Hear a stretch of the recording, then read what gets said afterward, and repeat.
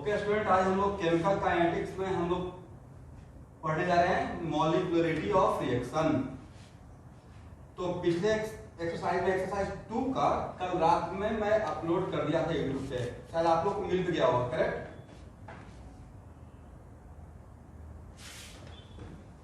हाँ, जो लोग एक्टिव हैं ग्रुप में उनको मिल गया होगा, जो लोग एक्टिव नहीं होगा एक्टिव हो जाइए। तो अभी हम लोग देखने जा रहे हैं, इसको बहुत ध्यान से समझिएगा। तो एक्चुअल में अभी जो मैं टॉपिक पढ़ाने जा रहा हूँ मॉलिक्यूलरिटी ऑफ रिएक्शन और उसके बाद molecularity of a complex reaction, तो प्रॉपर मैं अपना एक पुराना एक्सपीरियंस शेयर कर रहा हूँ कि मुझे ये टॉपिक अबाउट 5 to 10 डेज में समझ में आया था, और मैं एटकिंस और प्रिंसिपल ऑफ फिजिकल केमिस्ट्री और क्या क्या पढ़े थे तब जाकर क्रिस्टल क्लियर हुआ था। बट जो मुझे डिफ़िकल्टी हुआ, आई विल ट्राई कि वो आपको नहीं हो और इसको मैं 1.5 आवर में क्लियर कर दूं।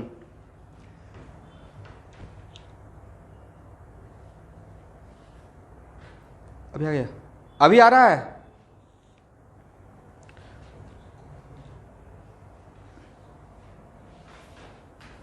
कर लीजिए कि अभी कुछ जा रहे हैं मॉलिक्यूलरिटी ऑफ रिएक्शन।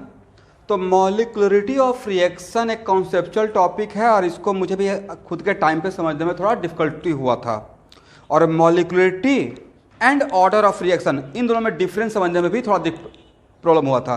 तो मैं थोड़ा सा अपना एक अलग लेवल का बुक एटकिंस था फॉरेन राइटर का और प्रिंसिपल ऑफ फिजिकल केमिस्ट्री सरमाइन पुरी का, तो उसको फॉलो किए थे, तो मोटा मोटी फिर क्लियर हुआ।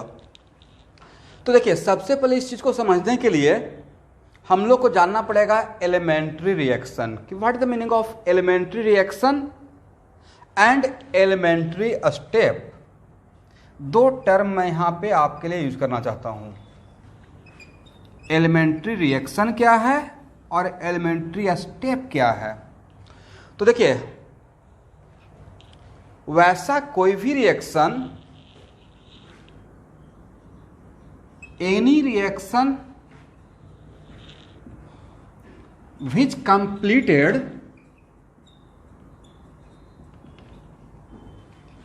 in only one step, वैसा कोई भी रिएक्शन जो सिर्फ ओनली वन स्टेप में ही कवर हो जाता है। तो पुराने बच्चों के लिए वैसा कोई भी रिएक्शन जो ओनली वन स्टेप में कवर हो जाएगा, इसका मतलब उसमें इंटरमीडिएट नहीं है। और नए बच्चे वेट फॉर राइट टाइम। तो any reaction which completed in only one step, एक ही स्टेप में कंप्लीट हो जाएगा, तो उस टाइप के रिएक्शन को बोलते हैं एलिमेंट्री रिएक्शन। तो नेक्स्ट क्वेश्चन कि sir what the meaning of elementary step. तो एलिमेंट्री स्टेप का मतलब होता है कि वैसा कोई रिएक्शन होता है जो जिसमें वन से ज़्यादा स्टेप इन्वॉल्व होता है, तो आगे चलकर कुछ देर के बाद मैं उसको बोलूँगा complex reaction. Any reaction which completed in more than one step, then this type of reaction are called complex reaction। तो complex reaction एक से ज़्यादा स्टेप में कवर होता है। तो किसी भी complex reaction के हर स्टेप को, each स्टेप को कौन सा स्टेप बोलते हैं? एलिमेंट्री स्टेप बोलते हैं। तो अब डिफरेंस समझ में आ गया, what the meaning of elementary reaction, elementary step. तो अगर एलिमेंट्री रिएक्शन है तो उसमें तो एक ही स्टेप है, तो उस रिएक्शन को एलिमेंट्री रिएक्शन बोल दीजिए या एलिमेंट्री स्टेप बोल दीजिए। लेकिन वैसा कोई भी रिएक्शन जो मोर देन वन स्टेप में कवर होता है, तो आगे चलकर उसको बोलेंगे कॉम्प्लेक्स रिएक्शन। क्या बोलेंगे? Complex reaction. और कोई भी कॉम्प्लेक्स रिएक्शन एक से ज़्यादा स्टेप में कवर होता है और उसके हर स्टेप को क्या बोलते हैं? एलिमेंट्री स्टेप बोलते हैं। करेक्ट? तो इसका मतलब है कि सबसे पहले हम लोग एक चीज़ समझ गए कि एलिमेंट्री रिएक्शन का मतलब होता है any reaction which completed in only one step. This type of reaction are called elementary reaction. अब नेक्स्ट क्वेश्चन ये है, अब आते हैं molecularity.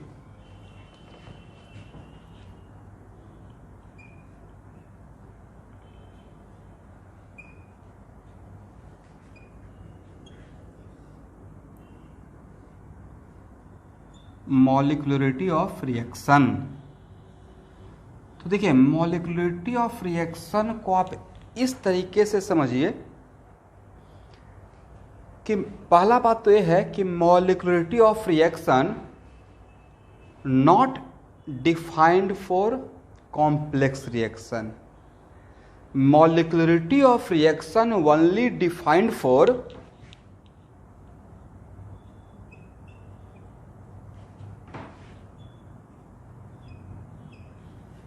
molecularity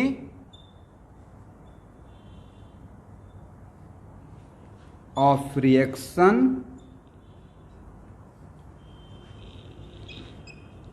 only defined for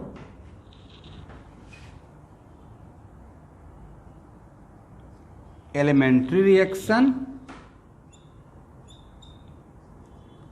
or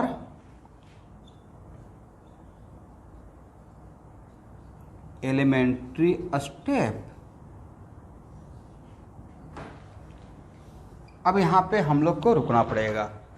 इसका मतलब है कि मॉलिक्युलरिटी किसके लिए डिफाइंड है?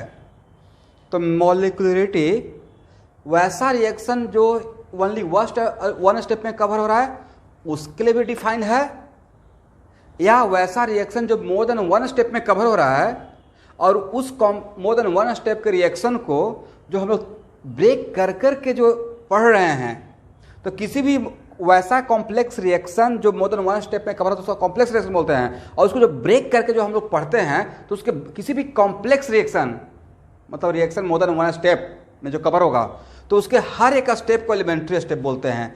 इसका मतलब मोटा मोटी कहने का सेंस ये हुआ कि एलिमेंट्री मॉलिक्युलरिटी किसके लिए डिफाइंड है? मॉलिक्युलरिटी किसी एक पार्टिकुलर एलिमेंट्री स्टेप के लिए डिफाइंड है। इसका मतलब molecularity defined for elementary step, molecularity defined for elementary reaction. तो एलिमेंट्री रिएक्शन इसलिए बोल रहे हैं कि तो एक ही स्टेप में कवर होगा। इसका मतलब है कि मॉलिक्युलरिटी एक थियोरेटिकल कॉन्सेप्ट है। मैंने क्या बोला? मॉलिक्युलरिटी कैसा कॉन्सेप्ट है? थियोरेटिकल। इस नेक्स्ट क्वेश्चन है कि सर जैसे ही थियोरेटिकल में बोलता हूं तो मेरे माइंड में आता है कि स्टोइचियोमेट्रिक कोफिशिएंट। क्या आता है?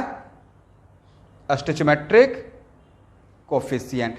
लेकिन किसका स्टोइचियोमेट्रिक कोफिशिएंट? तो एक्चुअल में समटाइम्स ऐसा भी हो सकता है स्टूडेंट कि कोई भी कॉम्प्लेक्स रिएक्शन 5 स्टेप में कवर होते रहेगा। कितना स्टेप में? 5 स्टेप में कवर होते रहेगा। करेक्ट।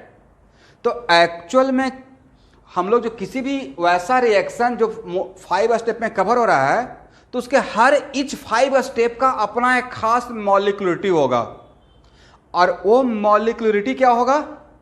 एक्चुअल में वो मॉलिक्युलरिटी उस हर एक स्टेप का जो स्टोइचियोमेट्रिक कोफिशिएंट है उसका सम रहेगा। करेक्ट। किसका स्टोइचियोमेट्रिक कोफिशिएंट का सम में बोल रहा हूं? नेट रिएक्शन का बोल रहा हूं या एलिमेंट्री स्टेप का बोल रहा हूं?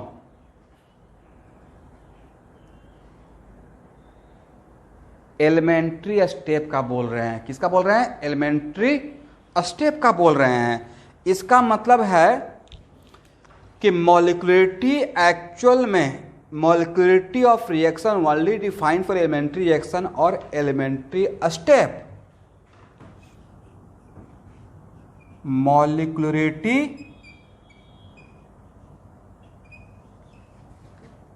नॉट डिफाइंड फॉर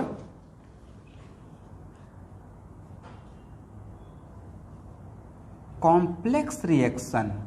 अब देखिए थोड़ा देर के बाद इस पे आ जाएंगे, बट अभी के लिए मोटा मोटी ये जानिए कि कॉम्प्लेक्स रिएक्शन उस रिएक्शन को बोलते हैं जो रिएक्शन कितना स्टेप में कवर हो? ओनली वन या मोर देन वन? मोर देन वन। इसका मतलब है कि मॉलिक्युलरिटी कॉम्प्लेक्स रिएक्शन के लिए डिफाइन नहीं होता। कॉम्प्लेक्स रिएक्शन का मतलब नेट रिएक्शन, बट मॉलिक्युलरिटी किसी भी कॉम्प्लेक्स रिएक्शन, कॉम्प्लेक्स का मतलब वो ऐसा मत सोचिए कि कोई चीज कॉम्प्लेक्स है। कॉम्प्लेक्स कहने का बहुत सरल भाषा में ये बात हुआ कि वैसा कोई भी रिएक्शन जो एक से ज्यादा स्टेप में कवर हो रहा है उसको हम एक नाम दे दिया कॉम्प्लेक्स रिएक्शन। करेक्ट। तो एक्चुअल में किसी भी molecularity is not defined for complex reaction, but molecularity is defined for each step और each elementary step of complex reaction. ठीक है, इसका मतलब है कि वैसा कोई भी रिएक्शन जो मोर देन वन स्टेप में कवर हो रहा है तो उसका नेट रिएक्शन के लिए मॉलिक्युलरिटी डिफाइन नहीं रहेगा, बट उस नेट रिएक्शन का जितना स्टेप में तोड़ तोड़ के जो हम लोग पढ़ रहे हैं, ब्रेक कर करके जो पढ़ेंगे, तो उसके हर एलिमेंट्री स्टेप का मॉलिक्युलरिटी होगा। इसका मतलब मॉलिक्युलरिटी किसी भी कॉम्प्लेक्स रिएक्शन का नहीं होता है, तो किसका होता है? उस कॉम्प्लेक्स रिएक्शन के हर एलिमेंट्री स्टेप का होता है। करेक्ट? इसका मतलब conclusion is that molecularity not defined for net reaction, that net reaction which covered in more than one step, but molecule defined for each step of that net reaction. Correct? Okay, अब इस पे बहुत बात करेंगे। आज पूरा class मॉलिक्युलरिटी पे ही dedicated रहेगा। चलिए अब इसको इस तरीके से देखिए। तो सबसे पहले चीज़ तो मैंने आपके दिमाग में ये बैठाया कि एलिमेंट्री स्टेप क्या होता है और एलिमेंट्री रिएक्शन क्या होता है। तो कोई भी रिएक्शन जो ओनली वन स्टेप में कवर हो जाए तो वो वन स्टेप रिएक्शन है, तो उसी को एलिमेंट्री रिएक्शन बोल देंगे। बट कोई भी रिएक्शन जो मोर देन वन स्टेप में कवर होगा तो उसके हर स्टेप को हम लोग क्या नाम देंगे? Elementary step. क्या देंगे? इसका मतलब कॉम्प्लेक्स रिएक्शन किसको जोड़ जोड़ के बनता है? एलिमेंट्री स्टेप के। तो कॉम्प्लेक्स रिएक्शन का खुद का मॉलिक्युलरिटी नहीं होता है, किसका होता है? उसके हर स्टेप का होता है। किसका होता है? यस। तो अब मॉलिक्युलरिटी को समझने का सबसे बढ़िया तरीका यह है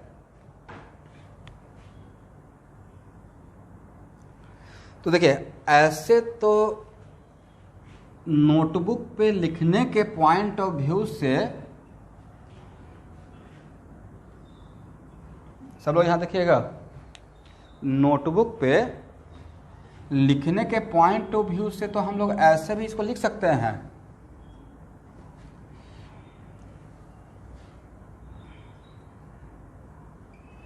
बैलेंस करने के लिए नहीं, बैलेंसिंग के पॉइंट ऑफ व्यू से ऐसा हम लोग लिख सकते हैं कि ए का हाफ अब बी का एक।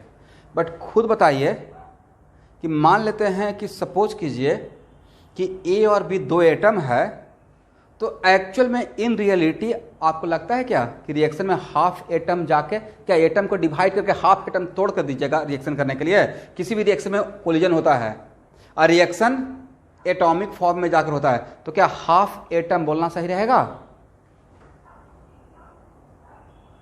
तो नेक्स्ट बोलो सर कॉपी पे क्यों लिखते हैं? तो कॉपी पे बहुत सारी चीज लिखते हैं, ऑक्सीडेशन नंबर भी लिखते हैं, बट ऑक्सीडेशन नंबर क्या है? इमेजिनरी कॉन्सेप्ट था ना, कहीं कहीं पे रियल है, कहीं कहीं पे इमेजिनरी है। वैसे ही क्या ये बोलना सही? एक्चुअली में होता क्या है? होता ये है कि ए कोई during the course of reaction मान लेते हैं कि ए और बी आपस में रिएक्शन कर रहा है और ये आपस में कंबाइन होने जा रहा है, तो क्या ये बोलना सही रहेगा कि ए का हाफ एटम हाफ स्फीयर अब बी का कंप्लीट स्फीयर? ऐसा आपको लग रहा है लॉजिकल बात होगा? मुझे तो नहीं लग रहा है। आप लोगों को क्या लग रहा है? प्रैक्टिकली अगर ऐसा बोले आधा आदमी, ठीक है, ऐसा नहीं बोलना चाहिए, बट एक्चुअली एक क्या रियल सेंस सही है? नहीं, सेंस सही है। तो एक्चुअल में during the course of reaction, तो नेक्स्ट क्वेश्चन है कि सर आप रेडॉक्स रिएक्शन में तो इतना तो बैलेंसिंग पढ़ाए हैं, तो कहीं कहीं पे फ्रैक्शन भी आता है। तो एक्चुअल सिनेरियो ये है कि मॉलिक्युलरिटी का मतलब ये मानिए कि number of molecules, point to be noted student, number of molecules colliding, number of molecule से भी बढ़िया term, number of particles colliding at a time in a elementary step or elementary reaction is called molecularity of that step, that elementary step। किसी भी elementary step में number of particles at a time जितना collide करेगा उसी को molecularity बोलेंगे। तो क्या ये बोलना सही लगेगा कि 3.5 पार्टिकल कोलाइड कर रहा है? पार्टिकल। क्या ये बोलना सही रहेगा 0 पार्टिकल कोलाइड कर रहा है? 1.5 पार्टिकल कोलाइड कर रहा है? -3 पार्टिकल कोलाइड कर रहा है? इसका मतलब मैं क्या सिखाने की कोशिश कर रहा हूं आप लोग को? मैं आपको यह समझाने का अथक प्रयास कर रहा हूं कि molecularity always positive integral value होता है। क्या होता है? Positive integral value. But order of reaction can be 0, positive integral value, negative integral value, और it can be fractional value. But molecularity of complex reaction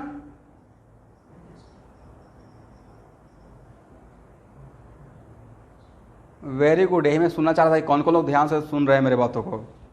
इसका मतलब है कि molecularity of elementary reaction never be fractional, never be 0, never be negative, it is only positive integral value.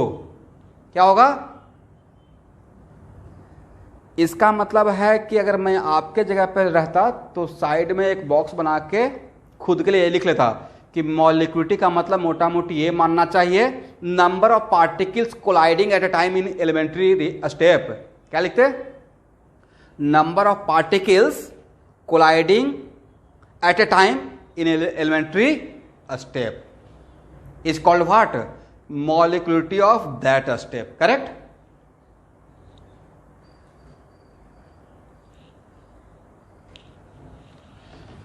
चलिए अब next question ये है, इसको ऐसे भी समझिए।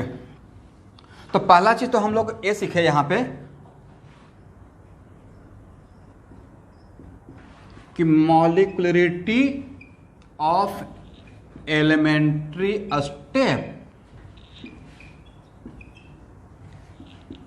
Is never fractional. पहला बात। Negative value. दूसरी बात, नेवर बी 0। ये हो गया तीसरी बात। It is only positive integral value. क्योंकि आप ये भी नहीं बोल सकते हैं कि sir 0 particle colliding in that step. तो नेक्स्ट किसी स्टूडेंट का माइंड में रहा होगा सर 1 पार्टिकल रहेगा तो 1 पार्टिकल किसके साथ कोलाइड करेगा? तो ये आपका क्वेश्चन बहुत बढ़िया हो जाएगा। बट 1 पार्टिकल भी किसी एलिमेंट्री स्टेप में हो सकता है, वो कोलाइड नहीं करेगा। बट कुछ ऐसा भी तो होता है कि कोई एटम एक ही पार्टिकल हो और ड्यू टू इंटरनल अनस्टेबिलिटी वो डिसोसिएट कर जाए। हाँ या ना?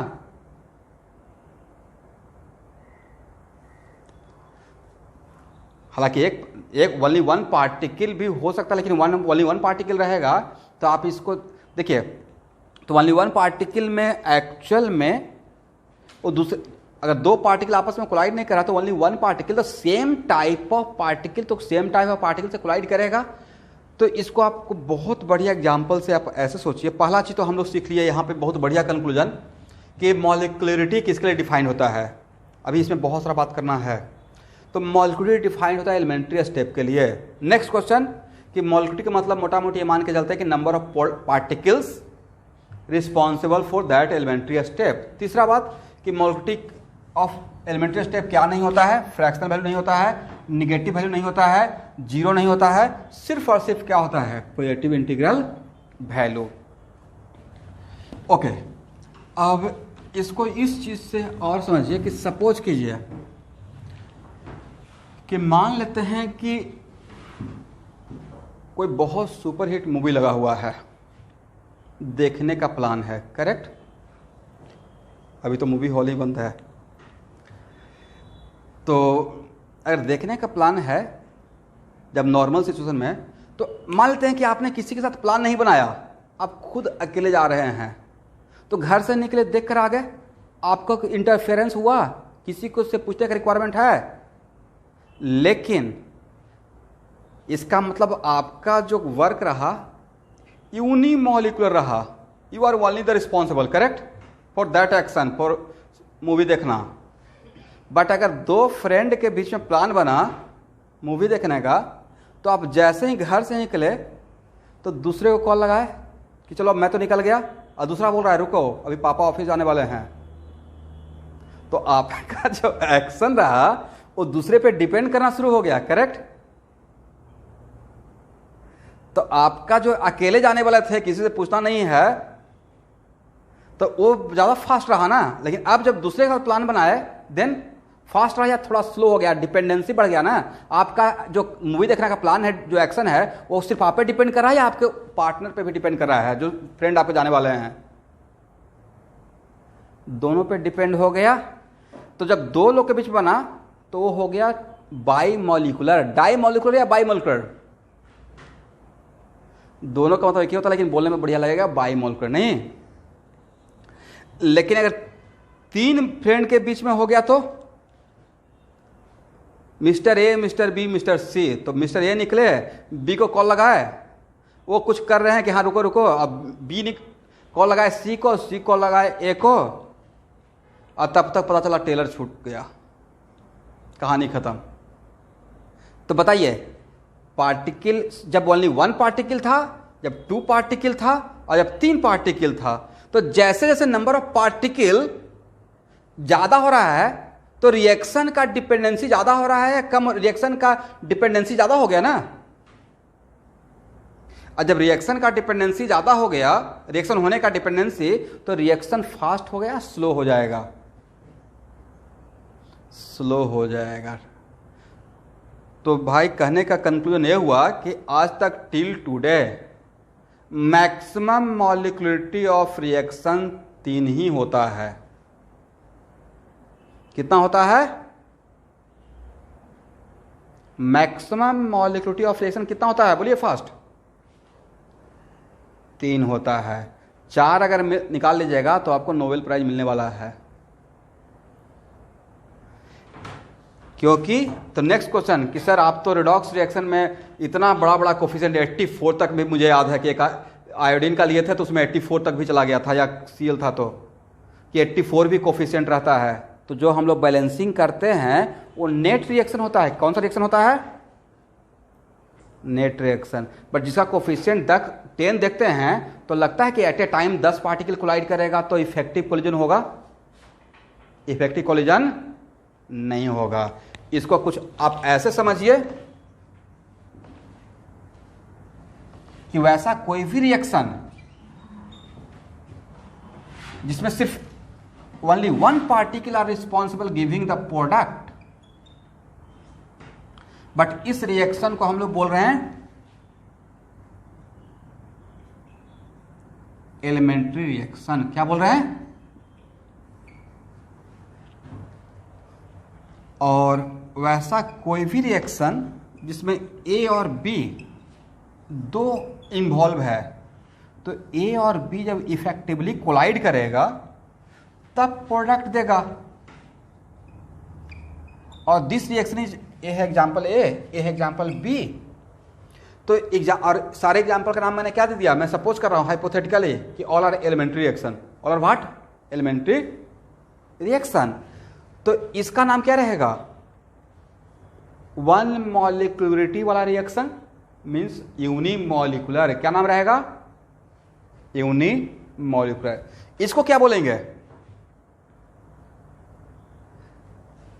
लेकिन सपोज कि सिचुएशन ऐसा है कि 3 particles are involve in any elementary step. कितना? How many particles? 3 particles are involve in any elementary step. Correct. तो मान लेते हैं ऐसा कि ए और बी कोलाइड किया और उसी टाइम, और जहां पे बोल रहे हैं कि किसी एलिमेंट्री स्टेप का मॉलिक्युलरिटी अगर 3 है मतलब वो तीनों पार्टिकल को एट ए टाइम एक साथ कोलाइड करना पड़ेगा, करेक्ट। तो मान लेते हैं कि ए और बी कोलाइड किया और उस टाइम पे सी नहीं पहुंचा, तो क्या प्रोडक्ट में कन्वर्ट होगा? वो एलिमेंट्री स्टेप कंप्लीट नहीं होगा। समझे नहीं समझे?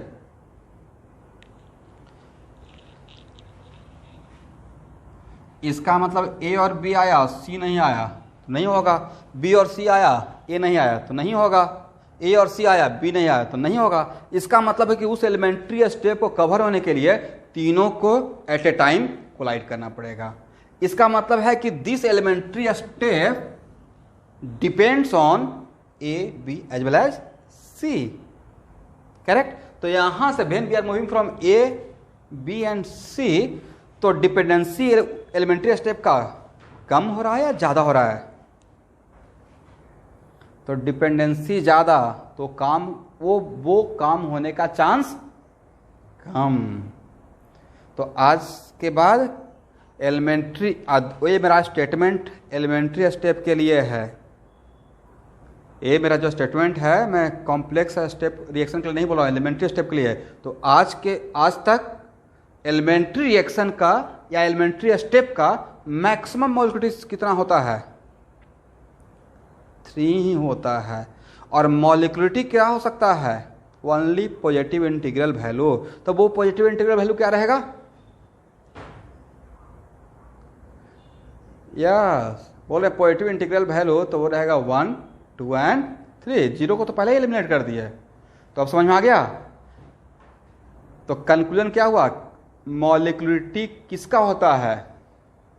तो बोलना है कि सर मॉलिक्यूलर एलिमेंट्री रिएक्शन या एलिमेंट्री स्टेप का होता है। अगर एलिमेंट्री स्टेप बोल रहे हैं, इसका मतलब वो कॉम्प्लेक्स रिएक्शन जिसमें बहुत सारा स्टेप है, ठीक है। और मॉलिक्यूलरिटी क्या हो सकता है? 1, 2 एंड 3। 1 रहेगा तो उस एलिमेंट्री स्टेप को बोलेंगे यूनिमॉलिक्यूलर स्टेप। क्या बोलेंगे?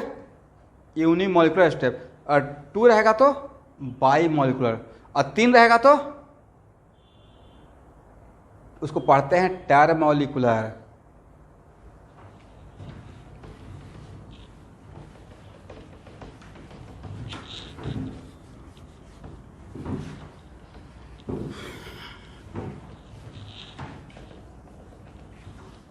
ठीक है,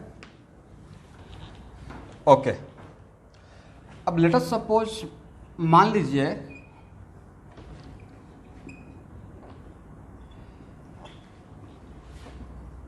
कि स्टूडेंट में बोल दिया कि देखिए, मैं स्ट्रिक्टली बोल दिया कि ये मेरा रिएक्शन एलिमेंट्री रिएक्शन है। सपोज कीजिए कि मैंने आपको बोल दिया कि this reaction is elementary reaction. तो पहले ही मैं बोल दिया कि भाई ये मेरा रिएक्शन कौन सा रिएक्शन है? एलिमेंट्री रिएक्शन है। स्टेप नहीं बोल रहे हैं, केयर कीजिएगा। जहाँ पे स्टेप बोलूँगा मेरा माइंड रहेगा कॉम्प्लेक्स रिएक्शन पे, रिएक्शन बोलूँगा मेरा माइंड रहेगा वो एक ही स्टेप का रिएक्शन है, ठीक है। तो एक्चुअली जब मैं पहले ही डिफाइन कर दिया कि this reaction is elementary reaction, और तब कोई आपसे पूछेगा अल्फा प्लस बीटा का मैक्सिमम वैल्यू क्या होगा? But the maximum value of alpha plus beta.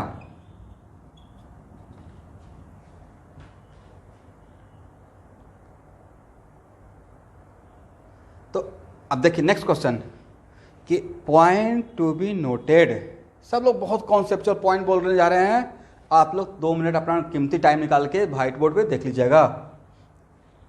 तो एक्चुअल में कभी भी अगर एलिमेंट्री स्टेप या एलिमेंट्री रिएक्शन बोल रहे हैं, तो मुझे ऐसा फील होता है कि एलिमेंट्री स्टेप या एलिमेंट्री रिएक्शन बोलने के टाइम पे ये जो कोफिशिएंट है वो इंटीग्रल होना चाहिए, हाँ या ना? ऐसा इसलिए कि एलिमेंट्री स्टेप या एलिमेंट्री रिएक्शन का जो कोफिशिएंट का सम होता है, किसका सम? कोफिशिएंट का जो सम होता है वही एक्चुअली मॉलिक्यूलरिटी ऑफ रिएक्शन होता है। इसका मतलब sum of coefficient sum of stoichiometric coefficient of elementary step or elementary reaction is called molecularity of that elementary step or elementary reaction. correct? ठीक है। और जैसे ही बोल दिया स्टोइचियोमेट्रिक कोफिशिएंट, तो स्टोइचियोमेट्रिक कोफिशिएंट आपको देखने के लिए लैब में जाने का रिक्वायरमेंट है या कोफिशिएंट ऐसे ही देख लेंगे? इसलिए इसका मतलब है कि मॉलिक्युलरिटी मेरा कैसा कॉन्सेप्ट है? थियोरेटिकल कॉन्सेप्ट है। लेकिन थियोरेटिकल कॉन्सेप्ट किसके लिए? एलिमेंट्री स्टेप के लिए। तो अभी जस्ट देखिए, मान लेते हैं कि एग्जाम में ही बात आ जाता कि ऐसे दिया रहता है एलिमेंट्री रिएक्शन, तो बहुत सारा स्टूडेंट को तो ये रहता है कि एलिमेंट्री को छोड़ देते, सिर्फ रिएक्शन को ध्यान रहता। अच्छा, एलिमेंट्री कुछ ऐसे ही लिख दिया गया होगा, मतलब कुछ ऐसे ही कुछ होता ना, एडजेक्टिव लगा देना। और तब पूछा था कि molecularity of this elementary reaction का मैक्सिमम वैल्यू, तो अल्फा प्लस बीटा का मैक्सिमम वैल्यू क्या हो सकता है? 3 हो सकता है। क्यों हो सकता है?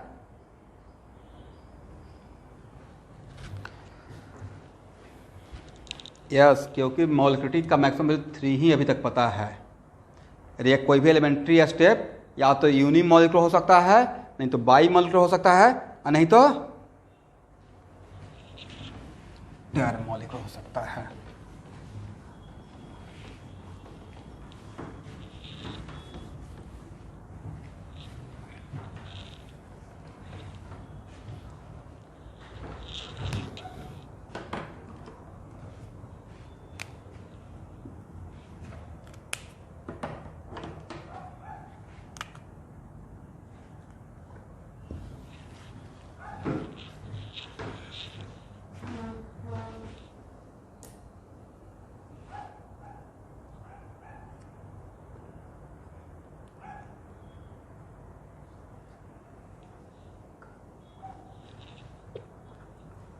अब देखिए, अब जो बोलने जा रहे हैं वो बहुत इंपॉर्टेंट है। मान लेते हैं, सपोज कीजिए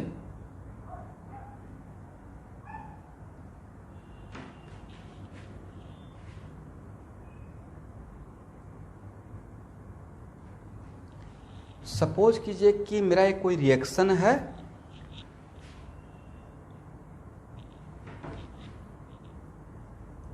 और ये मेरा एलिमेंट्री रिएक्शन है। कैसा रिएक्शन है? ये मैं खुद ही आपको बता दिया, एलिमेंट्री रिएक्शन है। करेक्ट? एलिमेंट्री रिएक्शन है, या इसको थोड़ा सा इसके रेंज को बाइट कर लेते हैं, ठीक है? एलिमेंट्री रिएक्शन और एलिमेंट्री स्टेप, ये मैंने ऐसा सपोज किया, ठीक है? और उसके बाद स्टूडेंट यहाँ पे मैं बोला कि मेरा एक रिएक्शन, मेरा एलिमेंट्री रिएक्शन है, एलिमेंट्री स्टेप है, बट किसी भी कोई भी कॉम्प्लेक्स रिएक्शन ओनली 1 स्टेप में कवर होगा या मोर देन 1 स्टेप में? मोर देन 1 स्टेप में। तो वैसा कोई भी रिएक्शन जो मोर देन 1 स्टेप में कवर होता है, तो उन सारे स्टेप को कंट्रोल कौन करता है? जो सबसे स्लो रहता है, जिसका नाम आगे चल के हम लोग कुछ देर के बाद बोल देंगे RDS, रेट डिटरमिनिंग स्टेप। तो स्टूडेंट किसी भी कॉम्प्लेक्स रिएक्शन का जब हम लोग रेट लॉ एक्सप्रेशन आगे चल के लिखेंगे, तो actually rate law expression rate determining step को देखकर लिखते हैं। किसको देखकर लिखते हैं? Rate determining step. करेक्ट? तो एक्चुअल में यहाँ पे मैं मान रहा हूँ कि मान लेते हैं कि मेरा ये जो रिएक्शन है वो या तो एलिमेंट्री रिएक्शन होगा या नहीं तो एलिमेंट्री स्टेप होगा। तो उस टाइम पे अगर रेट लॉ एक्सप्रेशन लिखना है और बिकॉज ये एलिमेंट्री रिएक्शन है या एलिमेंट्री स्टेप है, तो ऑब्वियस है ए और बी इंटीग्रल वैल्यू रहा होगा। तो सपोज कीजिए कि ये आपका एलिमेंट्री, अगर एलिमेंट्री रिएक्शन है, सब लोग यहां देखिएगा, क्योंकि पहले ही मैं डेमो थोड़ा सा बता दिया, मुझे 5 डेज लग गया था इसको समझने में मॉलिक्युलरिटी और ऑर्डर ऑफ रिएक्शन में क्या डिफरेंस है। मतलब मेरा ये नेचर था कि किसी चीज़ को अगर या तो नहीं पढ़ें तो बहुत बढ़िया से एकदम क्रिस्टल क्लियर पढ़ेंगे। 10 ही प्रॉब्लम बनाएंगे, वो 10 प्रॉब्लम इतना बढ़िया से बनाएंगे कि वो 1000 प्रॉब्लम के बराबर हो जाएगा। कुछ स्टूडेंट का रहता है ना 500 प्रॉब्लम बनाने के बाद कॉन्फिडेंस आएगा, ऐसा नहीं होता है। आप इंटेलेक्चुअल हैं, 50 प्रॉब्लम बनाइए तो ऐसा कॉन्फिडेंस रखिए कि एक 51th प्रॉब्लम पे आप अटैक कर सकते हो, तब मानिए कि आपका क्वालिटी IIT का है, नहीं तो एनीवे तो R इक्वल टू K। तो अगर ये एलिमेंट्री रिएक्शन है या एलिमेंट्री स्टेप है, ठीक है, तो उस टाइम पे, और अगर ये एलिमेंट्री रिएक्शन है तो रिएक्शन जब बोल रहे हैं तो एक ही स्टेप का रहेगा। तो कोई भी रिएक्शन अगर ओनली 1 स्टेप का हो तो उसमें आपको ये बोलने का रिक्वायरमेंट है कौन सा फास्ट कौन सा स्लो। जब कोई भी रिएक्शन एक ही स्टेप का है तो वही उसका रेट डिटरमिनिंग स्टेप रहेगा। तो अभी हम लोग अभी इसको हटा देते हैं, ठीक है, अभी सिर्फ इसके लिए बात करते हैं, करेक्ट। तो अगर मेरा रिएक्शन एलिमेंट्री रिएक्शन है, इसका मतलब ओनली 1 स्टेप का रिएक्शन है, तो वही रिएक्शन मेरा रेट डिटरमिनिंग भी रहेगा। तो उस केस में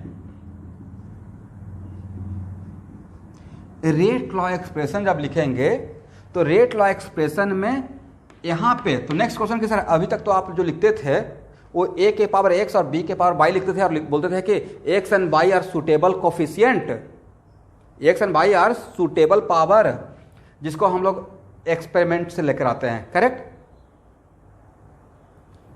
तो वहां उस क्लास तक आपको ये नहीं बताए थे कि एक्चुअल में मोलकुलरिटी क्या होता है। तो रियल कॉन्सेप्ट ये है कि जो x और y जो लिखते थे, तो जो रेट लॉ एक्सप्रेशन लिखते वहां तक तब तक ये नहीं बताए थे कि रेट लॉ एक्सप्रेशन किसको देखकर लिखते हैं। अब बोल रहे हैं आज के क्लास में कि rate law expression rate determining step को देखकर लिखते हैं। किसको देखकर लिखते हैं? और कोई रिएक्शन ओनली 1 स्टेप का ही है तो वही तो RDS रहेगा। तो एलिमेंट्री रिएक्शन ओनली 1 स्टेप का रिएक्शन होता है। तो एलिमेंट्री रिएक्शन के लिए जो A और B का जो रिएक्टेंट का कोफिशिएंट रहता है, एक्चुअली उसका सम मॉलिक्यूलिटी होगा और उसी का सम ऑर्डर ऑफ रिएक्शन होगा। तो if it is already 100% you are sure कि this reaction is elementary reaction, अगर आपको पता है कि ये रिएक्शन एलिमेंट्री रिएक्शन है, एक ही स्टेप का रिएक्शन है, तो डैम श्योर उसका कोफिशिएंट का सम ही उसका ऑर्डर ऑफ रिएक्शन रहेगा, करेक्ट। इसका मतलब रेट लॉ एक्सप्रेशन में किसको जो कोफिशिएंट जो ये पावर देते हैं वो एक्चुअली किसका कोफिशिएंट देते हैं? वो एक्चुअली रेट डिटरमिनिंग स्टेप का कोफिशिएंट डालते हैं, करेक्ट। तो इस केस में order of molecularity of reaction क्या होगा? A प्लस बी, और ऑर्डर ऑफ रिएक्शन क्या हो जाएगा? A plus B. ये मेरा फर्स्ट केस है, करेक्ट। यहां तक न्यू बैच का स्टूडेंट समझ में आ गया? ओके, अब एक और केस लेते हैं।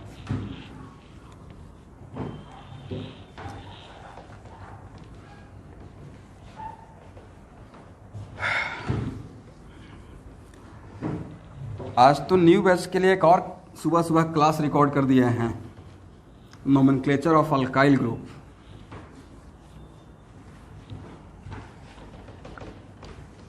इस तरीके से चलते रहेगा तो आप लोग का तो लगता है कि दिसंबर तक सारा सिलेबस खत्म हो जाएगा।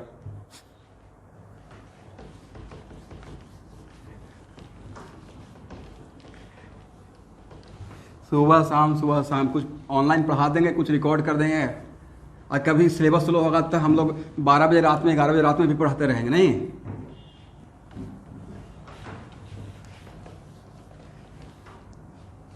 Okay, now second case. एक इंटरेस्टिंग बात बता रहे हैं, मुझे हर साल न्यू बैच में इतना हाथ पैर जोड़ना पड़ता था, प्लीज़ एक्स्ट्रा क्लास के लिए आ जाइए, क्योंकि उनको मुझे ऑर्गेनिक पढ़ाना पड़ता था 11th और 12th का, और मेरा मजबूरी था। अब तो ऐसा अभी यहाँ से एक आइडिया आ गया कि कुछ जो सिलेबस स्लो भी रहेगा तो ऑनलाइन दे के उनको मेकअप कर देंगे, और 5 महीना अगर मेरे साथ ट्यूनिंग बैठ गया तो ऑनलाइन पढ़ाएंगे तो उनको समझ में आते रहेगा। तो ये बहुत बढ़िया एक ऑप्शन निकला, लॉकडाउन में। सेकेंड केस ये है, if A plus B converted into product, correct, और but this is the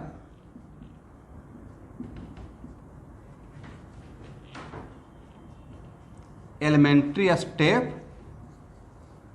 of any complex reaction। ठीक है, तो इससे पहले का फर्स्ट केस में मैंने एलिमेंट्री रिएक्शन बोला था, A plus B B converted to product, this is the elementary step of any complex reaction and this is the RDS। और यही क्या है, RDS। तो किसी भी कॉम्प्लेक्स, कोई भी complex more than one step में कवर होता है, तो मान लेते हैं कि कोई स्टेप है और उस कॉम्प्लेक्स रिएक्शन का यही स्टेप सबसे स्लो स्टेप है। यही स्टेप क्या है, क्योंकि आगे आप लोग PDF तो लिखे ही होंगे, slowest step is called what, RDS। तो अब नेक्स्ट क्वेश्चन है कि किसी भी कॉम्प्लेक्स रिएक्शन का रेट, किसी भी कॉम्प्लेक्स रिएक्शन का रेट लॉ एक्सप्रेशन किसको देखकर लिखते हैं, सबसे स्लोएस्ट स्टेप को, राइट। तो यहां पे रेट लॉ एक्सप्रेशन लिखने के लिए पॉइंट टू बी नोटेड, बहुत इंपॉर्टेंट बात बोलने जा रहे हैं, अब ध्यान नहीं दीजिएगा तो ऊपर से टेंजेंट बनते हुए निकल जाएगा।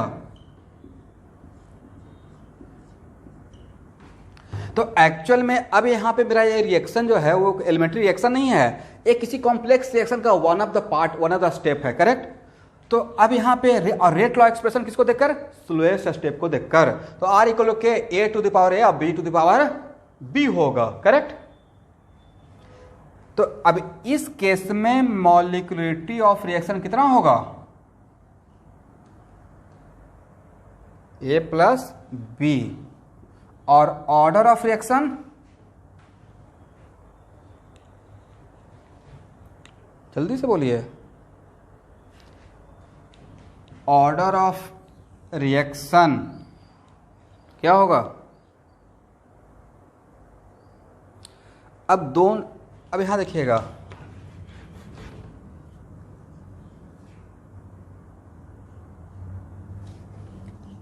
मेरा टर्म पे जाइए कि मैं क्या बोलता हूं और क्या लिखता हूं, और जो हर एक चीज बोलते हैं उसको दिमाग में मेरा कैलकुलेट होता रहता है कि मैं क्या बोल रहा हूं। तो एक्चुअल में ए मैंने क्या लिखा, molecularity of this step, correct, because molecularity not defined for complex reaction, it is defined for each step of that complex reaction, ठीक है। बट ऑर्डर ऑफ क्या लिखे हैं, ऑर्डर ऑफ एलिमेंट्री स्टेप लिखे हैं या ऑर्डर ऑफ रिएक्शन बोल रहे हैं। तो स्टूडेंट सबसे इंपॉर्टेंट पॉइंट ये है कि order of reaction actually rate law expression से निकालेंगे। Point, it is very important to note that order of reaction निकालने के लिए भी मुझे रेट लॉ एक्सप्रेशन का हेल्प लेना पड़ेगा, और रेट लॉ एक्सप्रेशन भी सबसे स्लोएस्ट स्टेप को देखकर लिखेंगे। बट वो जो ऑर्डर ऑफ रिएक्शन रहेगा वो सिर्फ, वो जो ऑर्डर लिखिएगा वो क्या सिर्फ उसी स्टेप का रहेगा या वो पूरे रिएक्शन का रहेगा, पूरे रिएक्शन का ऑर्डर, दैट्स व्हाई उसका नाम है ऑर्डर ऑफ रिएक्शन। क्या नाम है, तो order of reaction defined for net reaction, किसके लिए,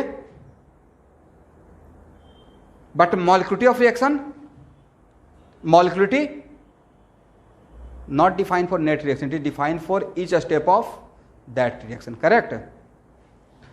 अब यहां पे नेक्स्ट क्वेश्चन मेरा यहां पे ये है कि मान लेते हैं कि molecularity of this step is A plus B, और तब बोलेंगे ऑर्डर ऑफ रिएक्शन क्या होगा, तो आपका आंसर क्या रहेगा,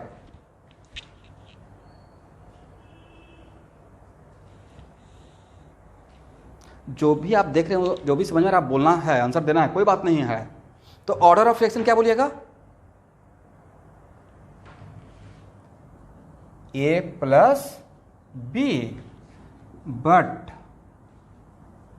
यहां पे ही सारा गेम है, ठीक है। Order of reaction can be fractional value, can be zero value, can be negative value and can be positive value, correct. तो जब किसी भी एलिमेंट्री स्टेप को देखकर जब रेट लॉ एक्सप्रेशन लिखते हैं तो point to be noted, in general rate law expression में इंटरमीडिएट नहीं आना चाहिए, ठीक है। बट ऐसा भी तो हो सकता है कि ये जो ए और बी है इट माइट बी इंटरमीडिएट,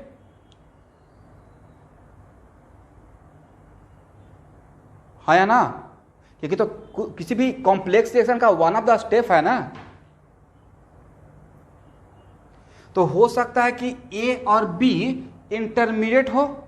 तो अगर ए और बी अगर इंटरमीडिएट रहेगा तो हम लोग को रेट लॉ एक्सप्रेशन में एज पॉसिबल एज इंटरमीडिएट को कन्वर्ट करना है रिएक्टेंट में। किसमें कन्वर्ट करना है? तो इंटरमीडिएट में कन्वर्ट किया जाएगा। तो एक्चुअल में अगर मान लेते हैं कि ए और बी में ए इंटरमीडिएट है, रिएक्टेंट नहीं है, तो ए को जब कन्वर्ट करेंगे इन टर्म्स ऑफ रिएक्टेंट तो हो सकता है कि ऑर्डर ऑफ रिएक्शन आपको ए प्लस बी नजर नहीं आया। ओके, कैसे? और हो सकता है कि ये ऑर्डर ऑफ रिएक्शन आपको फ्रैक्शनल वैल्यू आ जाए। तो एक्चुअली फ्रैक्शनल वैल्यू किसके वजह से आता है? फ्रैक्शनल वैल्यू आने के बजाय ये होता है कि किसी भी कॉम्प्लेक्स रिएक्शन में अगर हम लोग एक एलिमेंट्री स्टेप देखें जो सबसे स्लो है और उसमें जो आपस में कोलाइड कर रहा है उसमें से कोई भी एक पार्टिकल अगर इंटरमीडिएट है, करेक्ट, क्या है? इंटरमीडिएट। उस इंटरमीडिएट को रिएक्टेंट में कन्वर्ट करने के ड्यूरेशन में ऑटोमेटिक ऐसा हो सकता है कि जब कन्वर्ट करने के टाइम पे ओरिजिनल फॉर्मेट लाएं रेट लॉ एक्सप्रेशन का, तो हो सकता है कि उस टाइम पे order of reaction fractional value में कन्वर्ट हो जाए। उसका नेक्स्ट एक्सरसाइज में बहुत सारा प्रॉब्लम भी है, 2-3 प्रॉब्लम है, वहां से आपको और भी अच्छे से क्लियर हो जाएगा। बट अब यहां देखिए, अगर इसको मैं एलिमेंट्री स्टेप माना हूं तो मैंने यहां पे क्या लिखा? Order of reaction equal to A plus B provided provided A and B is not, क्या लिखे हैं? Reaction intermediate. अगर यहां पे एलिमेंट्री स्टेप है और यही सबसे स्लो स्टेप है, इसको देखकर रेट लॉ एक्सप्रेशन लिखते हैं, तो सबसे पहला काम आपको करना चाहिए कि आप जो है उसको देखकर पावर दे दीजिए। और पावर देने के बाद एक बार रुकिए और क्रॉस चेक कीजिए। यहां तक आ गए? यहां तक आ गए? और यहां तक आने के बाद एक्चुअल में आने के बाद जैसे ही एलिमेंट्री स्टेप है तो एलिमेंट्री स्टेप जैसे ही लिखते हैं आप किसी भी एलिमेंट्री स्टेप का, तो देखिए अगर आपसे कोई पूछेगा कि मॉलिक्यूलरिटी किसका होगा तो क्या बोलना है? मॉलिक्यूलरिटी हर एलिमेंट्री स्टेप का होता है, चाहे वो स्टेप स्लो हो या फास्ट हो, correct. Molecularity is defined for each and every step of complex reaction, even that step is slow और फास्ट, डजंट मैटर, करेक्ट। इसका मतलब है मॉलिक्यूलरिटी के लिए बस 2 पार्टिकल कोलाइड करना चाहिए। वो 2 पार्टिकल रिएक्टेंट है, इंटरमीडिएट, इससे मतलब नहीं है कितना पार्टिकल, इससे मतलब है। इसका मतलब यहां पे अगर एलिमेंट्री स्टेप है तो इसका पार्टिकल ए और इसका पार्टिकल बी आपस में कोलाइड किया, बस इतना number of particles equal to what? A plus B. This is called molecularity. और मॉलिक्यूलरिटी सिर्फ सबसे स्लोएस्ट स्टेप का नहीं होता है, हर एलिमेंट्री स्टेप का होता है। तो पहला तो एक कॉन्सेप्ट क्लियर हो गया कि molecularity each and every step का होता है। बट ऑर्डर ऑफ रिएक्शन निकालने के लिए हम लोग को सबसे स्लो स्टेप जाना पड़ेगा। दैट्स व्हाई मैंने यहां लिख दिया था this is if this is RDS. तो आरडीएस लिखते हैं तो order of reaction A plus B तभी होगा provided A, capital A and capital B are not reaction intermediate. It is what?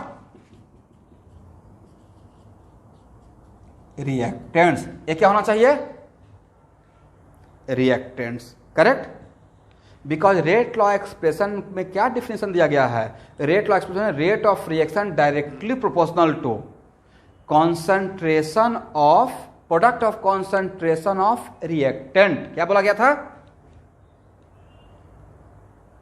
Raise to the power suitable coefficient. तो that's why यहाँ पे अगर मैं order of reaction A plus B लिख रहा हूँ तो यहाँ पे मैं इस कंडीशन के साथ लिख रहा हूँ कि देखिए मैं मान रहा हूँ provided A and B is not reaction intermediate. तो नेक्स्ट क्वेश्चन इसमें कुछ स्टूडेंट बोलेंगे सर अगर रिएक्शन इंटरमीडिएट, अगर आप यही सबसे स्लो है और इसमें ए और बी में से वन ऑफ देम या बोथ अगर रिएक्शन इंटरमीडिएट हो गया तब क्या करेंगे? तब मेरा सजेशन रहेगा कि सबसे पहले आप ऐसे लिख दीजिएगा और आपका मोलक्युलिटी ए प्लस बी ही रहेगा। लिखने के बाद पहले ऐसे लिख देना है rate law expression. Rate law expression सबसे स्लो स्टेप को देखकर बस जो कोफिशिएंट रहेगा उसको लिख दीजिएगा। उसके बाद थोड़ा सा रुकना है और क्रॉस चेक करना है। और क्रॉस चेक ये करना है कि जो आपने रेट लॉ एक्सप्रेशन लिखा उस रेट लॉ एक्सप्रेशन में जो इन्वॉल्व है वो कहीं इंटरमीडिएट तो नहीं है। अगर इंटरमीडिएट है तो kindly as possible as convert that intermediate in terms of reactant. Correct?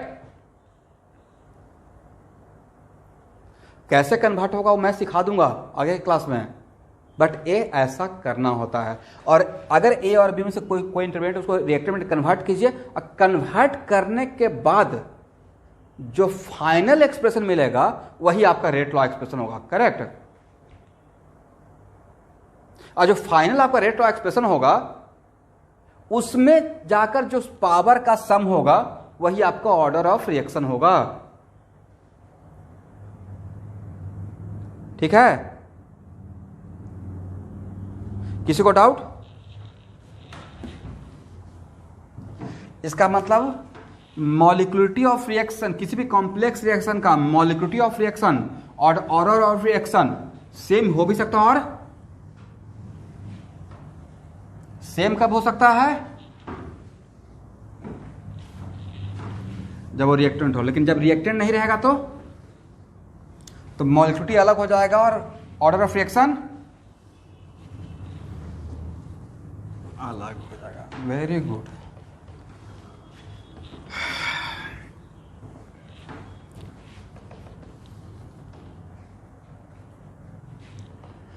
अब आप लोग को डिफरेंस समझ में आ गया कि पीडीएफ जो भेजते हैं उसमें अभी एक ही पैराग्राफ पढ़ा रहा हूं, पता है आपको?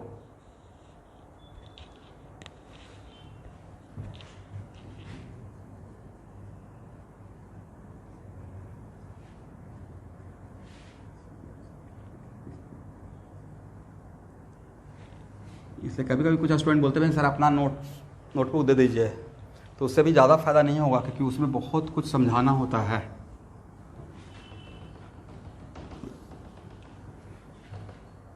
एनीवे, अब यहां देखिए मैं पहले ही हेडिंग बना दिया, स्टेप नहीं क्या?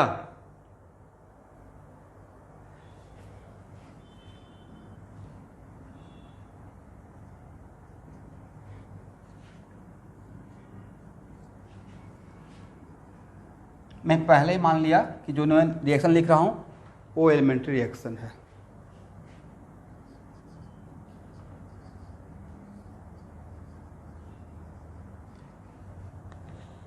तो जैसे ही मैं बोल दिया कि मेरा रिएक्शन एलिमेंट्री रिएक्शन है, इसका मतलब पूरा रिएक्शन एक ही स्टेप का है। अब पूरा रिएक्शन जब एक ही स्टेप का है तो उसमें कौन सा स्लो कौन सा फास्ट का क्वेश्चन ही राइज नहीं होगा और ये भी क्वेश्चन राइज नहीं होगा कि उसमें इंटरमीडिएट क्या है। करेक्ट? तो इसका मॉलिक्युलरिटी क्या होगा? बोलिए। यूनिमॉलिक्यूलर क्या रहेगा? और इसका क्या रहेगा? इसका क्या रहेगा?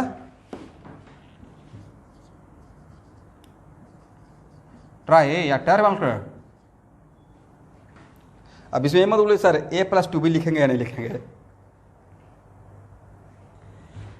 और ऑर्डर ऑफ रिएक्शन, तो जैसे ही बोलते कि मैं ले रहा हूं elementary reaction not elementary step of complex reaction, तो एलिमेंट्री रिएक्शन बोल रहे हैं, तो एलिमेंट्री रिएक्शन अगर बोल रहे हैं इसका मतलब उसमें कोई इंटरमीडिएट है ही नहीं। तो इस केस में इसका ऑर्डर ऑफ रिएक्शन कितना रहेगा? 1, इसका ऑर्डर ऑफ रिएक्शन 2, इसका ऑर्डर ऑफ रिएक्शन 3। और रेट लॉ एक्सप्रेशन इसका क्या होगा?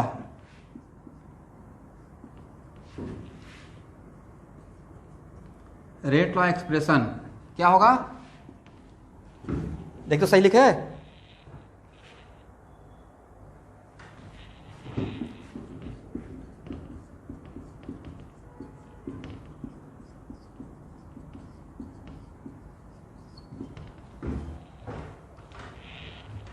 बट वहाँ जो मैं रेट लॉ एक्सप्रेशन लिख रहा हूँ वो इस कंडीशन पे लिख रहा हूँ कि मैंने जो रिएक्शन लिया वो रिएक्शन कौन सा रिएक्शन था, एलिमेंट्री रिएक्शन था। ठीक है ना। तो अब क्या दोबारा बोलने का रिक्वायरमेंट है कि मैक्सिमम मॉलिक्यूलरिटी 3 होता है। चलिए अब हम लोग नेक्स्ट टॉपिक आते हैं जिसका हेडिंग है मॉलिक्यूलरिटी एंड कॉम्प्लेक्स रिएक्शन।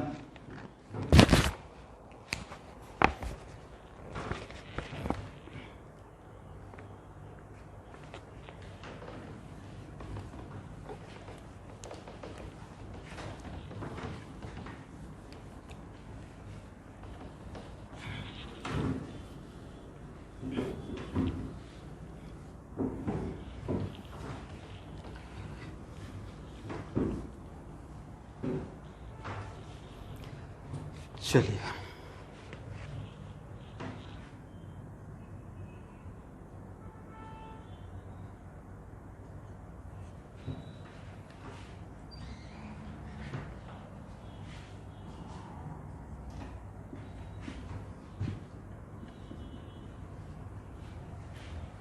तो आप लोग इस पार्ट को नोट डाउन किए हैं या वेट कर रहे थे मेरा?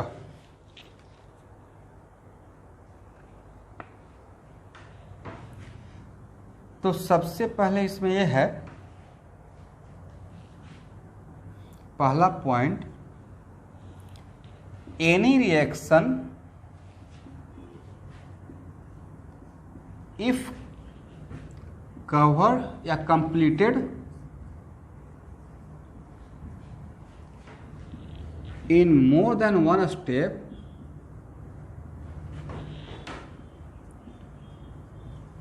तो उस टाइप के रिएक्शन को हम लोग क्या बोलेंगे, complex reaction. Second point, each step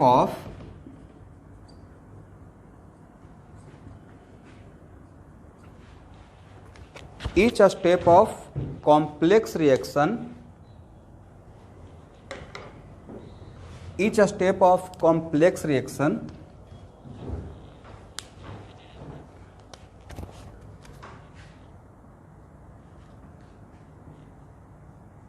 is called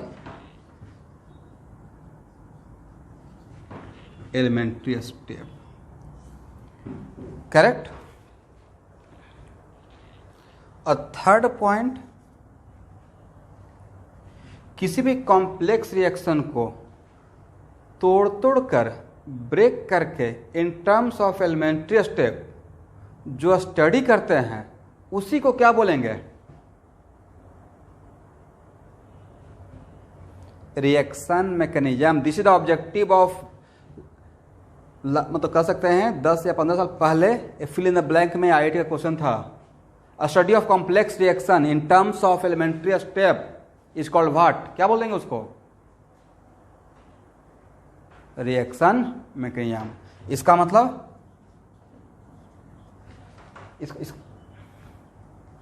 study of complex reaction in terms of elementary step is called reaction mechanism।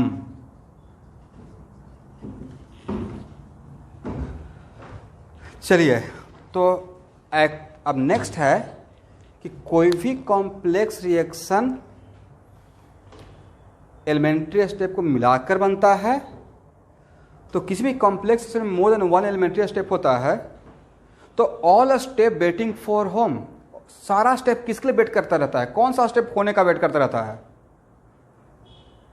सबसे स्लोएस्ट स्टेप का। किसका,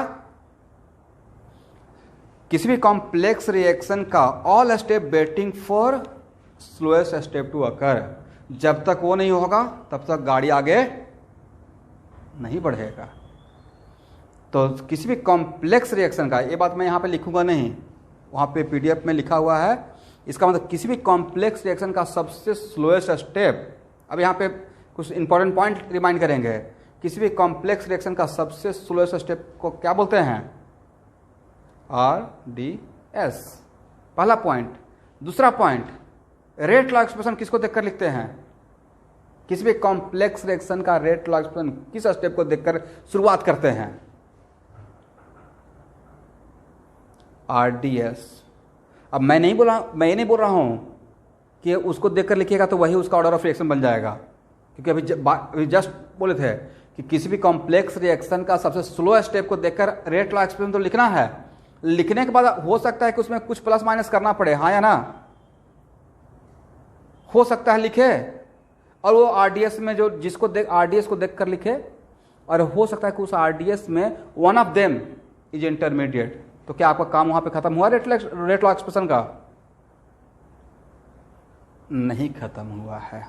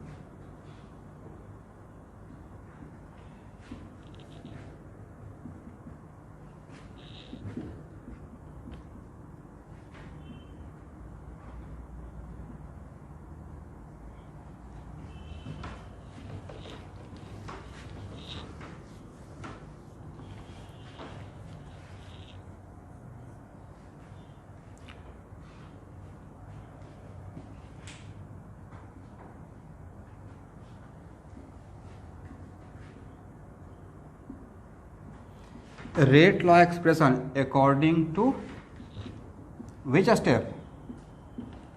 RDS। मतलब मैं नहीं बोला कि वही कंप्लीट रेट लॉ एक्सप्रेशन हो जाएगा, बट शुरुआत कहाँ से करना है? वहाँ से ही करना है। ठीक है, तो एक कुछ इंपॉर्टेंट पॉइंट था जिसको हम लोग देख रहे थे। तो इसमें एक लाइन तो मैं ये लिखा था, in a reaction mechanism all elementary process proceed with different rate.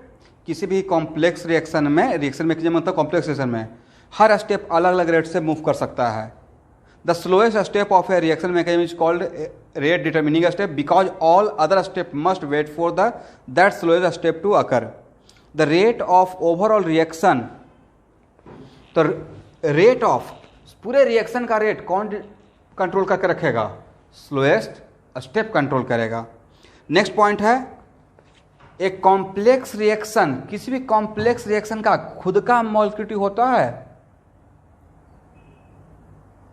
क्योंकि कॉम्प्लेक्स रिएक्शन का मतलब नेट रिएक्शन। हो सकता है कि नेट रिएक्शन का कोफिशिएंट का सम कीजिए तो हो सकता है कि 90 भी आ जाए। तो लगता है कि at a time 90 particle collide करेगा और इफेक्टिव कोलिजन होगा। इसका मतलब किसी भी कॉम्प्लेक्स रिएक्शन का खुद का मॉलिक्यूलिटी नहीं होता है।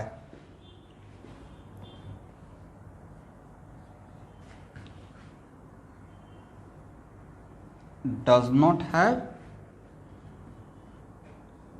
मॉलिक्यूलिटी ऑफ इट्स ओन, खुद का उसका मॉलिक्यूलिटी नहीं होता है। तो फिर किसका होता है? उस कॉम्प्लेक्स रिएक्शन के हर एलिमेंट्री स्टेप का होता है। इस बात को यहाँ पे मैं नहीं लिखूंगा, एक कम से कम आज के क्लास में लगता है मैं 20 टाइम्स बोल दिया। ठीक है, अब नेक्स्ट है, द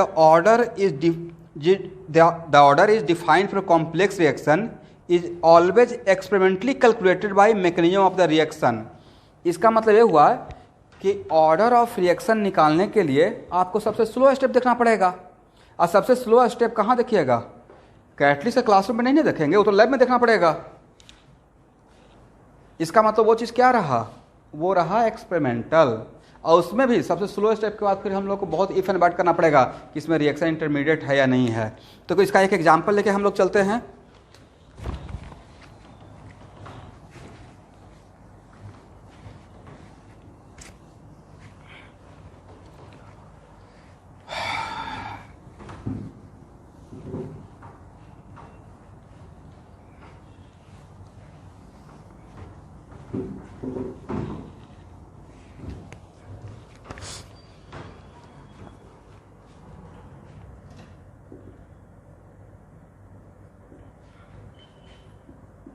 देखिए, एक एग्जाम्पल तो वही लेता हूँ जो पीडीएफ में है, दूसरा एग्जाम्पल मैं खुद का सेट करूँगा। H2 + 2ICl converted into I2 + 2HCl, correct. इसमें स्टेप फर्स्ट होगा, ये दिया हुआ है H2 + ICl कन्वर्टेड इनटू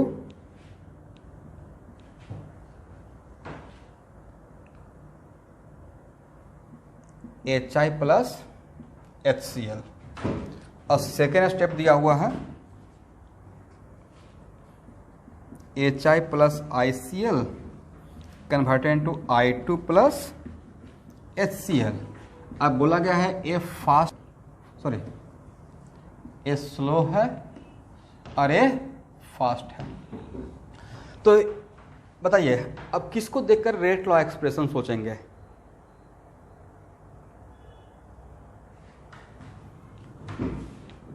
तो ये आप लोग का क्या हो गया, आरडीएस। अब यहाँ पे मेरा क्वेश्चन ये रहेगा, और ये मेरा है नेट रिएक्शन। अब सपोज कीजिए कि स्टूडेंट, मैंने आपसे एक क्वेश्चन पूछा कि मॉलिक्यूलरिटी ऑफ फर्स्ट स्टेप, आपका आंसर क्या रहेगा?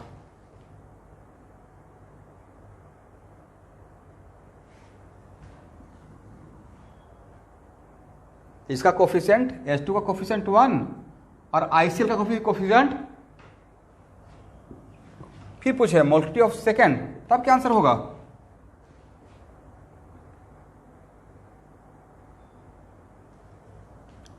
इसका कोफिशिएंट 1, इसका भी कोफिशिएंट।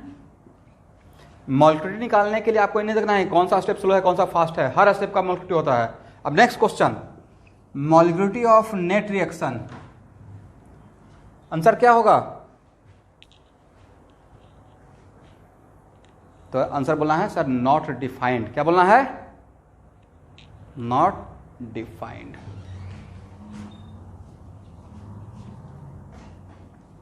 अब next question, rate law expression लिखना है। किसको देखकर रेट लॉ एक्सप्रेशन लिखेंगे? आरडीएस। तो आरडीएस कौन सा स्टेप था? और आरडीएस लिखने के टाइम पे सबसे पहले बिना दिमाग लगाए हुए एलिमेंट्री स्टेप जो सबसे स्लो है उसका कोफिशिएंट करते हुए ले लीजिएगा। बाद में हम लोग क्रॉस चेक करेंगे, करेक्ट। पहले ही क्रॉस चेक कर लेना है या बाद में करना है? पहले स्लो स्टेप को देखकर जो कोफिशिएंट है वैसा डालते हुए लिख दीजिए, करेक्ट। तो ये है मेरा आरडीएस। तो K/H2 के पावर 1 और ICl के पावर 1। बट ये लिखने के बाद आपको अब फॉर ए मोमेंट रुकना है, एक बार क्रॉस चेक करना है। क्या क्रॉस चेक करना है? कि जो रेट लॉ एक्सप्रेशन लिखे हैं उसमें जो इन्वॉल्व हुआ, जो आया, वो कहीं रिएक्शन इंटरमीडिएट तो नहीं आ गया, करेक्ट। तो बोलिए रिएक्शन इंटरमीडिएट चेक करने का तरीका ये होता है कि जो भी यहाँ पे है ना उसको खोजना है यहाँ पे। तो H2 देखिए तो है, कहाँ है? कहाँ खोजना है? नेट रिएक्शन में खोजना है। कहाँ खोजना है? नेट रिएक्शन में। तो H2 है? अरे क्या है? नेट रिएक्शन के लेफ्ट में जो रहता है रिएक्टेंट, राइट में जो रहता है जो प्रोडक्ट। बट न्यू स्टूडेंट के लिए A कन्वर्टेड टू C, एक अगर नेट रिएक्शन है, बाद में आप लोग को पढ़ाएंगे, तो A कन्वर्टेड टू B, अब B कन्वर्टेड टू C। अच्छा पूछेंगे B क्या है, तो क्या बोलिएगा? तो B क्या है उसको देखिए यहाँ पे। तो B इस नेट रिएक्शन मिल रहा है आपको? नहीं मिल रहा है। इसका मतलब कुछ ऐसा भी रहता है सब्सटेंस, केमिकल सब्सटेंस, रासायनिक वस्तु, जो during the course of reaction produce होता है and during the course of reaction consume हो जाता है।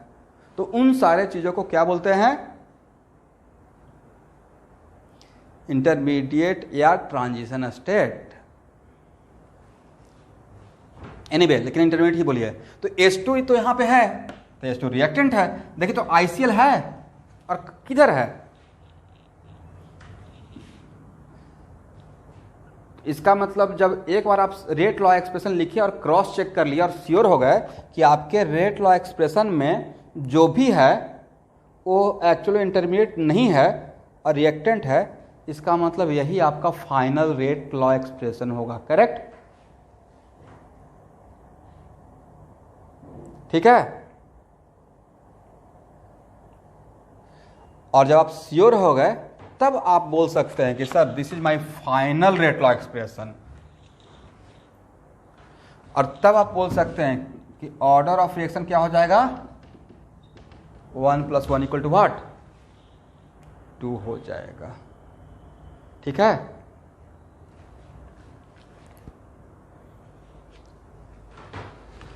समटाइम्स ऐसा भी हो सकता है कि आपको नेट रिएक्शन नहीं दिया हुआ हो बट उस नेट रिएक्शन का एलिमेंट्री स्टेप दिया हुआ हो, तो सारे, और पूछा जाएगा नेट रिएक्शन, तो सारे नेट एलिमेंट्री स्टेप को जोड़ देंगे तो क्या बन जाएगा, नेट रिएक्शन। क्योंकि नेट रिएक्शन को तोड़कर ही तो कॉम्प्लेक्स रिएक्शन, तो सारे नेट रिएक्शन को ऐड करेंगे तो हम लोग को क्या मिलेगा, नेट रिएक्शन।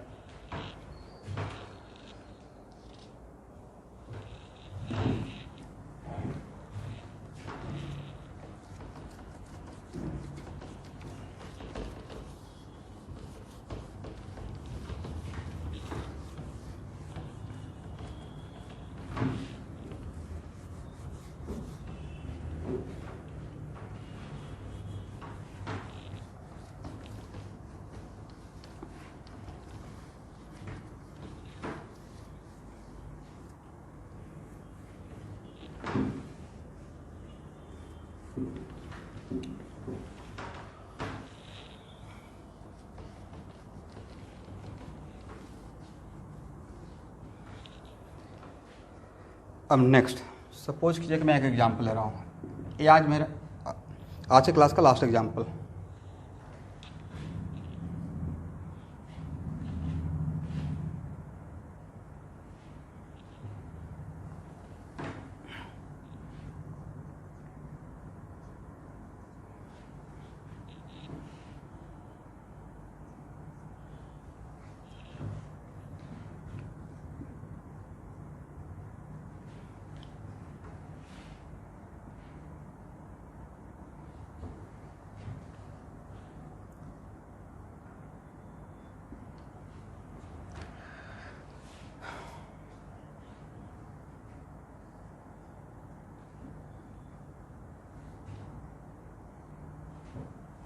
देखिए, और इस बात का प्रॉपर मैं ख्याल रखता हूँ कि किसी भी नेट रिएक्शन को अगर मैं तोड़कर एलिमेंट्री स्टेप में दिखा रहा हूँ तो मैं कोशिश करता हूँ कि मेरा एलिमेंट्री स्टेप का कोफिशिएंट का सम 3 से ज़्यादा नहीं हो, समझे।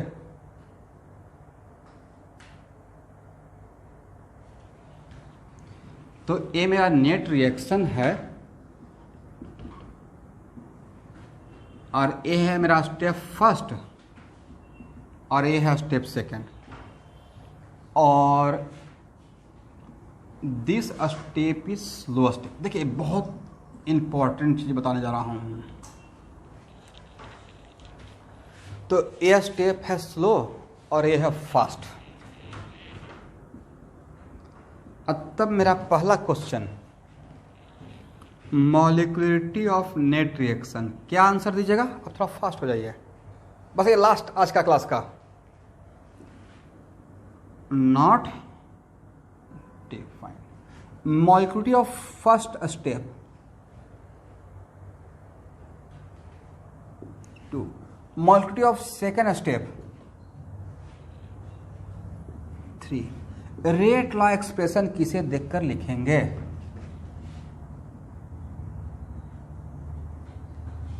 सेकेंड स्टेप क्यों, क्योंकि वही मेरा क्या है, RDS है। Very good. तो क्या लिखिएगा, K3। सब लोग यहाँ पे कॉन्सेंट्रेट होकर देखिए, क्योंकि अभी तो थर्ड तिमाही छमाही होता नहीं है क्योंकि लॉकडाउन है, तो स्कूल के एग्जाम का ही बहुत इस टाइप का क्वेश्चन बहुत फेवरेट क्वेश्चन होता है, और स्कूल के टीचर कुछ कुछ क्वेश्चन कलेक्ट करके रखते हैं ताकि 2 क्लास में पूरा चैप्टर पढ़ा दें और फिर आप पे बम्बार्डिंग करते रहें।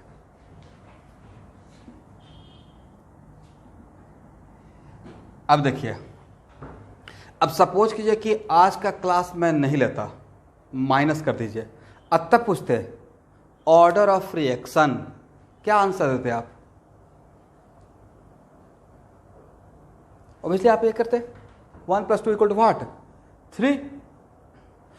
फिर पूछते rate constant of this rate of reaction, तब क्या आंसर देते? Rate constant of this rate of reaction K3। फिर पूछते हैं order of reaction with respect to 1, जल्दी से बोला कीजिए। 1। फिर पूछते हैं order of reaction with respect to B, तो नेक्स्ट आपका आंसर आता सर इसमें तो B है ही नहीं, तो जब B नहीं है तो उसके रेस्पेक्ट में 0, correct. But actual scenario is different इसलिए कि यहां पे जब लिखे तो क्या करने के लिए बोले थे आपको? क्रॉस चेक करने के लिए बोले थे कि जो रेट लॉ एक्सप्रेशन लिखेंगे उसको रुककर क्रॉस चेक करना है कि कहीं उस रेट लॉ एक्सप्रेशन में क्या आ गया है। अगर इंटरमीडिएट आ गया है तो बाय एनी मीन्स किसी भी तरीके से, और तो नेक्स्ट क्वेश्चन सर किसी भी तरीके में कौन सा तरीका, तो उसके लिए उस क्वेश्चन में ही तरीका दिया रहेगा, करेक्ट। जैसे मैंने यहाँ पे एक ले लिया है, तो एक्चुअल में यहाँ पे C क्या है? C रिएक्टेंट है, प्रोडक्ट है या इंटरमीडिएट है?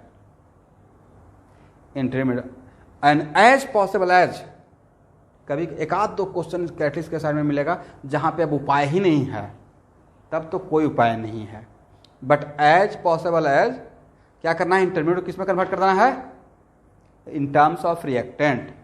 और उसके लिए देखिए यहाँ पे दिए हुए थे, तो एक्चुअल में यहाँ देखिए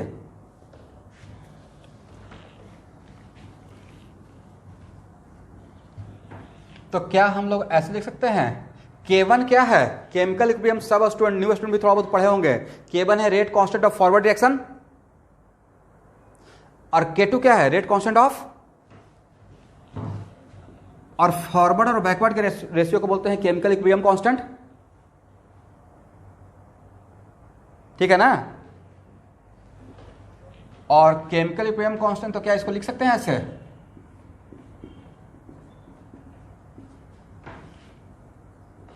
हाँ या ना?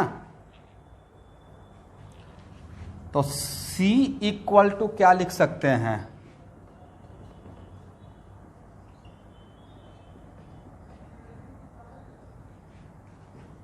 ऐसा लिख सकते हैं।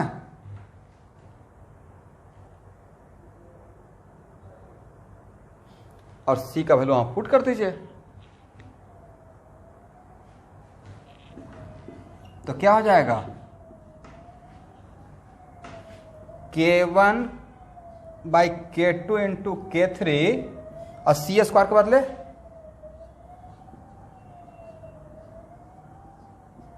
तो अब बताइए, तो फाइनल रेट लॉ एक्सप्रेशन क्या हुआ? फाइनल रेट लॉ एक्सप्रेशन हुआ K1 K3 by K2 into A के पावर 2 और B के पावर 1।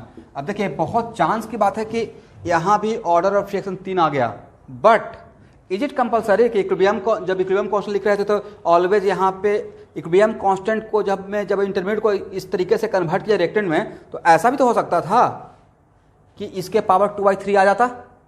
ऐसा हो सकता था या नहीं हो सकता था?